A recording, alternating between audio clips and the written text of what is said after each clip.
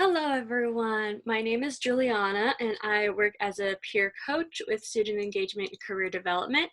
And today I'm going to be talking to you about the different tips that we suggest to students for developing an effective resume.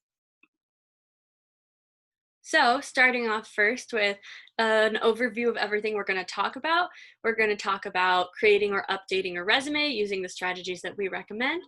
We're going to talk about how to write effectively and choose words that show your impact. We're going to discuss writing effective bullet points that show your skills, achievements, and experiences. And throughout the presentation, I will mention some resources and templates that we have for formatting and structuring your resume. So, first starting off with what a resume is versus what a resume is not. So, first of all, a resume is a marketing tool. It's a way for you to sell yourself to a potential employer. A resume is not a basic document that's always going to look the same. As we go throughout the presentation, you'll see a couple of different examples of resumes, and you'll see that they all look vastly different. So it's really easy to make your resume formatting and structure reflect your skills and your personal experiences. Next, a resume is a showcase of your education, experiences, and top skills, and it is not an account of everything you've ever done. So you don't need to have every single job you've worked at, every organization you volunteered with on your resume. You just need to put those most important of skills and those most important of experiences that are going to help you in the job search process that you're looking for. Next, a resume is a story of your achievements and things that you're proud of, and it is not a document that only shows duties and tasks. This is tied more into how you write the descriptions on your resume, how you write those bullet points. And again, we'll go over the ways that we suggest that you write bullet points on your resume to best help you in the job search process. And next, a resume is a document that can help you get an interview. It is not a document that gets you a job. So this is tied to your resume being a marketing tool.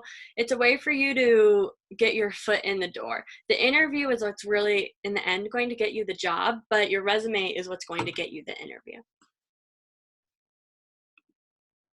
So starting off with some of those example resumes I've been talking about, here is a resume from our Wildcat Career Guide.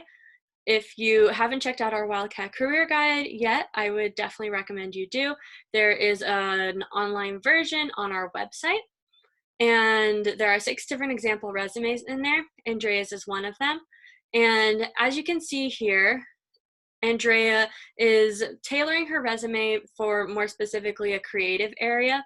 So she was going into photography, graphic design, stuff like that. So it was very easy for her to show off her skills by doing her name and her heading, as you can see here.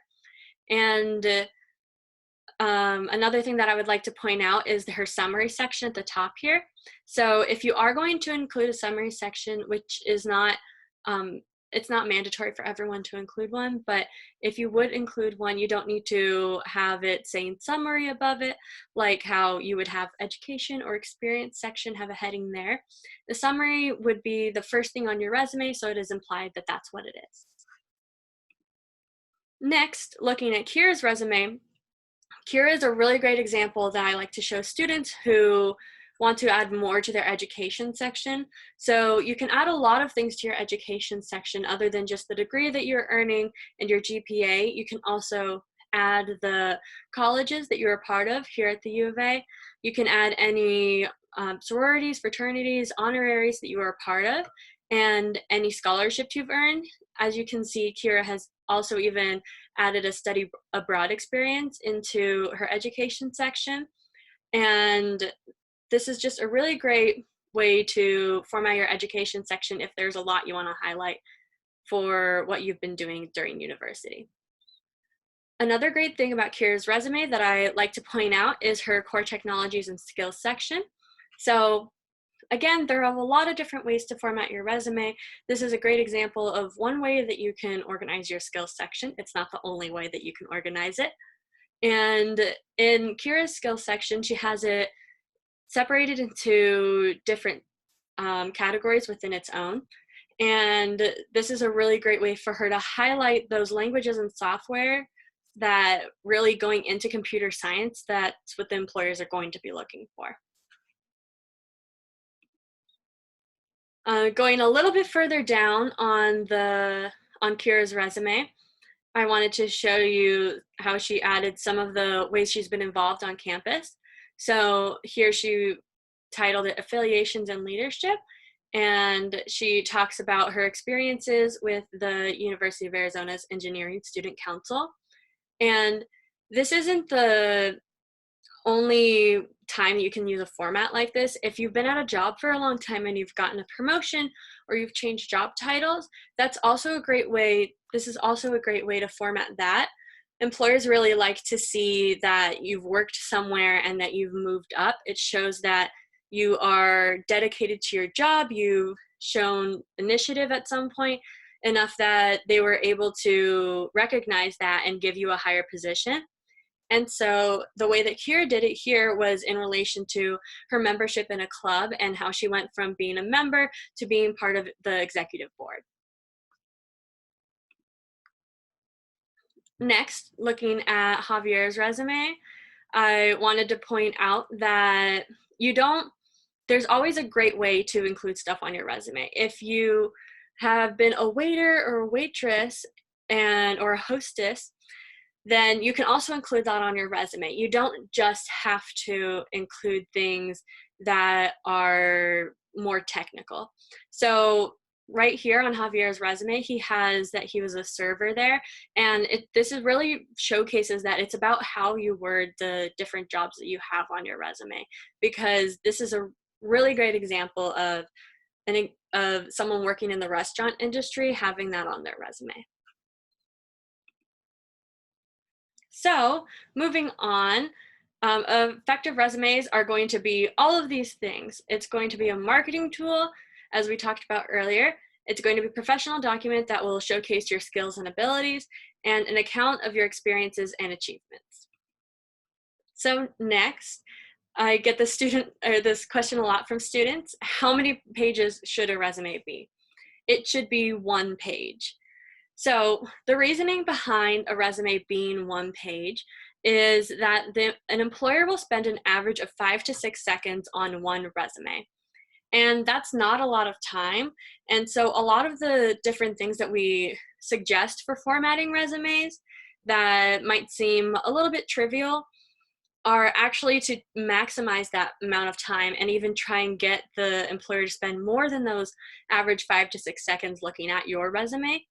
And so since it's such a short amount of time that an employer really is looking at one single resume, if you have more than 1 page, it's less likely that they would be able to really read your descriptions or even look at the back page if there is a back page to it. So we always recommend that you just keep your resume to 1 page. So with that in mind, here are some things that we suggest for formatting a resume. First thing would be to start off with a new Word document.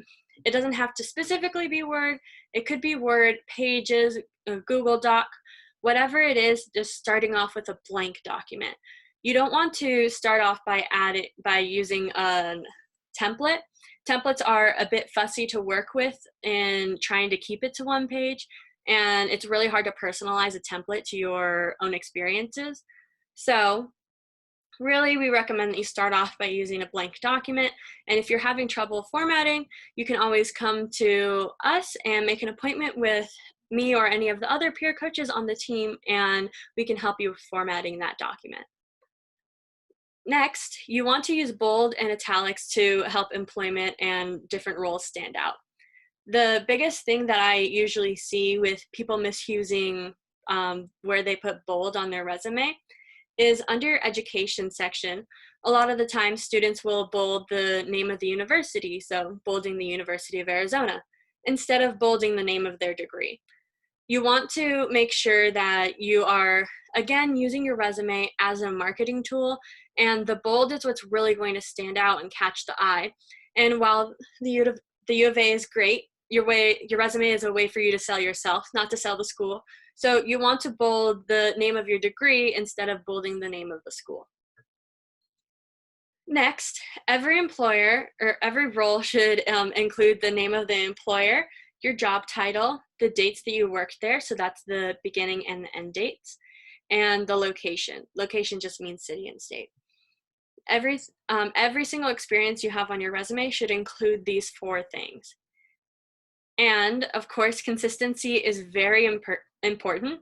And so tying that back to what you should include in your headings, one of the biggest consistency errors I see on resumes of students is the dates. So you want to make sure that you're being consistent in the dates. If you're putting the month and the year for one thing, you put the month and the year for all of the dates.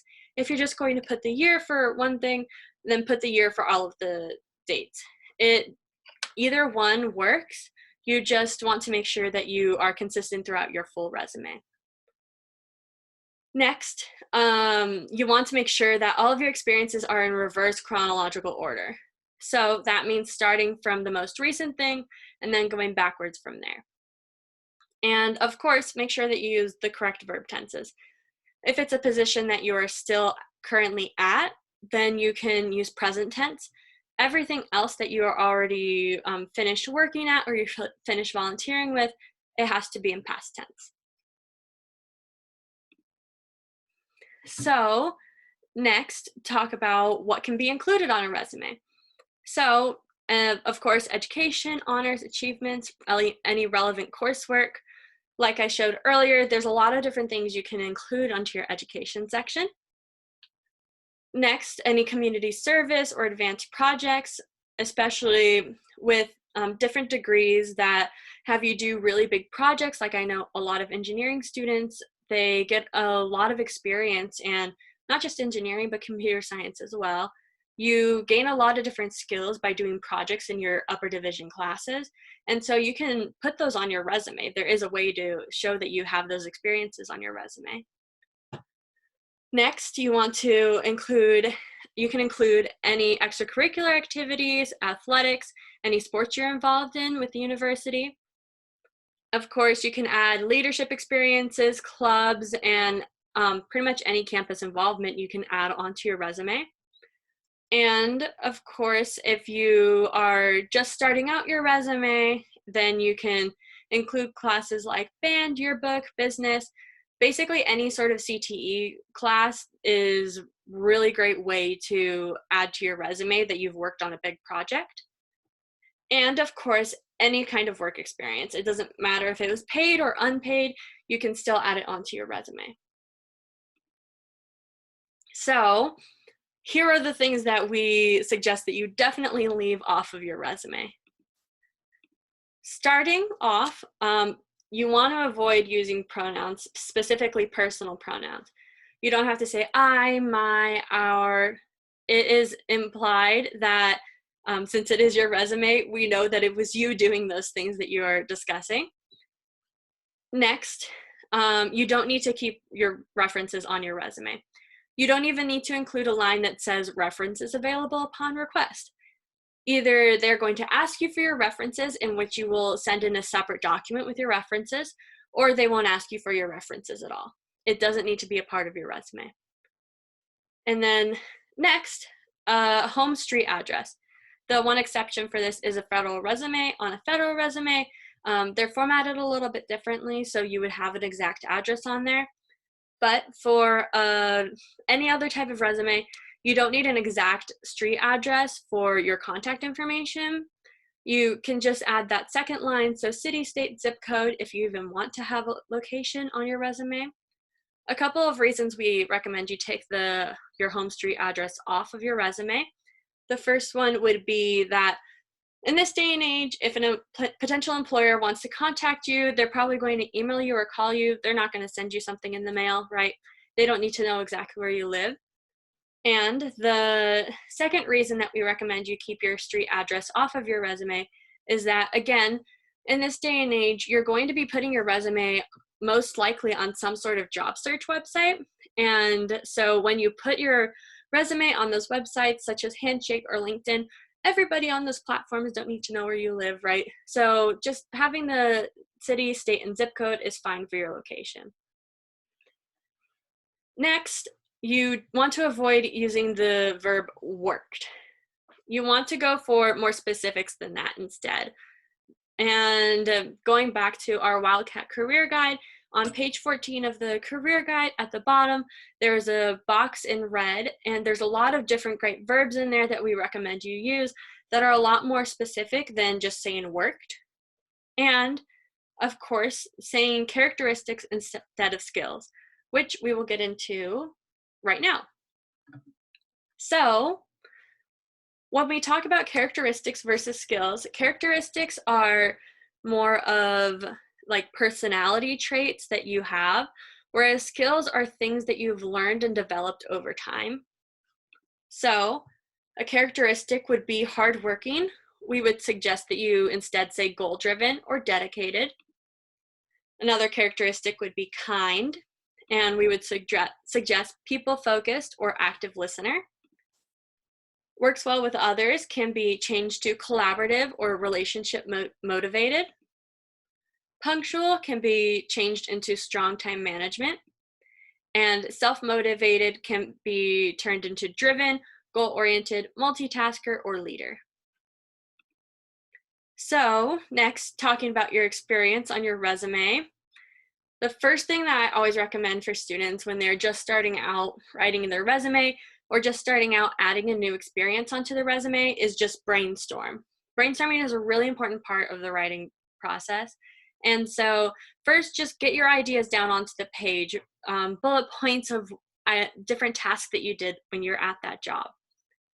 And then next, you're going to transform it into like actual professional, how you would word it on your resume once you have those ideas down onto the page. And so the way that we recommend that you write those bullet points is APR. APR is just an acronym we use that stands for action, project or problem, and result. And so it means exactly as it sounds. So action means that you're going to start off every bullet point with an action word, a verb, and again, on page 14 of the career guide, we have a great list of different action words that you can use. Next, you're going to state the project or problem, and of course, that is just it. What was the project you were working on? What was the problem that you had encountered on that job? And last is the result. The result is the most important part of writing your bullet points.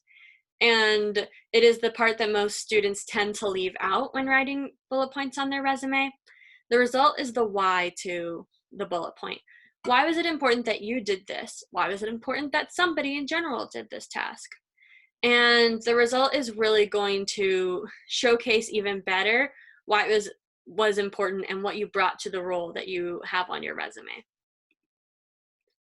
So going through the process a little bit here so that you can see how we get from just the brainstorming process to bullet points on your resume. Here would be some brainstorming for a student. It says, as a club treasurer for student government, I look at how the club spends its money and keep a record of the budget. I am also in charge of ordering supplies. So that's a really great way to brainstorm. You can already see a couple of things that they have done for that specific position. And so something you might see on a typical resume that a student would bring into us first without anyone looking at it would be saying, monitor usage of club's money and order supplies. And so some ways that we would suggest instead that you write up these bullet points and make them a little bit more effective in your writing would be, say, balance a $7,000 budget, create reports on a monthly basis to track spending, maintain all financial records to ensure budget goals are met, and approve weekly supply orders and determine appropriate supply inventory needs. So as you can see here, this is much more specific.